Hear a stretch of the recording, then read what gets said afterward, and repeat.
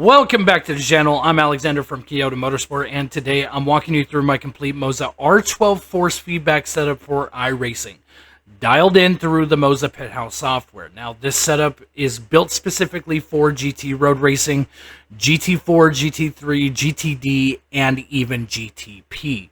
This is a deep dive, not just a random plug-and-play profile. If you want smooth, progressive, realistic steering that makes you faster and more consistent, then this one is for you. So let's start breaking it down. We'll start in the basics settings tab of Pithouse. Steering angle, now I run 900 degrees. Here's why. As I mentioned in a previous video, typical road cars use about 900 degrees lock to lock. GT cars often run between 540 to 640 degrees. And Formula 1 cars, or open wheel, are even tighter at around 360 degrees. So why keep it at 900 degrees? Is it convenient? Is it functional? Is it relatable? Not really, absolutely, and yeah, because most sim racers start with 900 degrees by default. But here's the reason. It's because it gives me full steering range for every car in iRacing, and I let the sim, not the hardware, define how much of that range I actually use. So GT3 cars may only use around 540 degrees, but iRacing maps that dynamically inside your calibrated 900 degree range. So you're future-proofed at this point. From Miatas to prototypes, it's not just convenient, it's consistent, and consistency builds confidence. So what about force feedback auto strength? Now, if you've been in iRacing for a while, you know this step. But if you're new to iRacing, you're still trying to figure everything out, listen up, because this is for you. So you want to start up the simulator. Pick the track, pick the car. Once you're in the simulator, you should be in a practice session. You want to get out on track, okay? Drive the car, but drive a few clean laps. No lockups, no curbs, no strikes, no spins. Then go to your black box, open the F9 page, click the auto button that's next to strength. This calculates an ideal strength setting based on clean telemetry. If you were smooth, it'll be accurate. If you were rough, though, it'll overshoot a little bit. So back in the Moza Pithouse software, soft limit stiffness is set to 5. Soft limit strength hard. I like that defined stop at full lock. Soft limit game force strength on.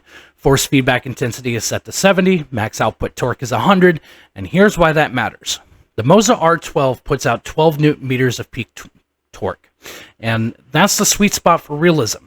But let's compare that to real-world numbers. Now, street cars are 2 to 3 newton meters, performance street cars is 5 to 7, GT3 cars are 6 to 10, LMP is up to 11, and Formula cars rarely exceed 20. So for GT3 and GTD race cars, 12 newton meters is ideal, realistic, and definitely not overkill. And here's the key. We're not chasing brute strength. We want progressive resistance, and the wheel should get heavier as you build speed, just like in a real car. So speed builds, grip builds, the wheels load up, and you feel the weight stack in your hands. That's not just force feedback, that's racecraft through feel. Okay? You may not be able to feel it in your body, but you can feel it in your hands. Now, let's head into the advanced settings tab. Force feedback interpolation is at 10, natural dampening is at 5%, friction's at 70%, inertia is at 200%. On the right panel of this page, you're going to see wheel spring strength at 0%. Now, I let iRacing control the centering.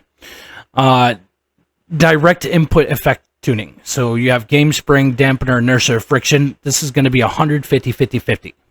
This combo gives me a believable controlled feel, whether I'm in GT4, Porsche Cup car, or a GTP prototype.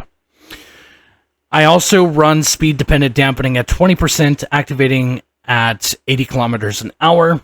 It adds a subtle resistance as the car builds speed, simulating tire load and aero grip. It's the small things that make the difference in high-speed stability and mid-corner confidence. Temperature strategy, I run radical. This keeps torque consistent through longer stints.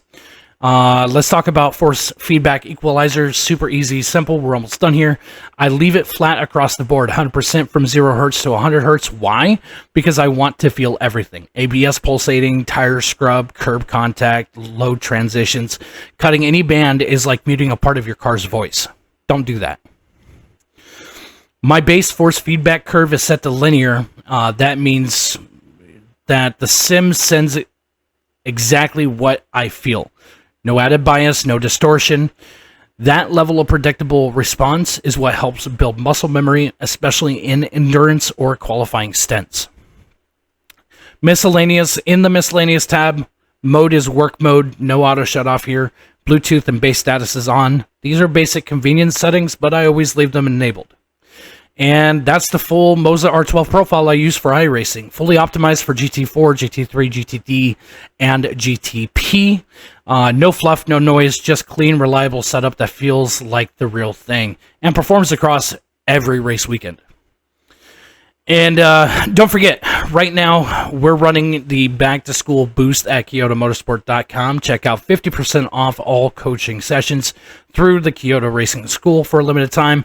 Whether you're trying to fix bad habits, learn racecraft, or dial in your Nürburgring lines, I got you. And we just launched our new podcast, Against the Apex, co-hosted by me and Kyoto RX. New episodes drop every Saturday, streaming now on the website. If this helped you in any way, hit like, drop a comment, and support the channel by subscribing. We've got more tips, tricks, setups, guides, and POVs coming your way. I'm Alexander, this is Kyoto Motorsport, and I'll catch you on the track.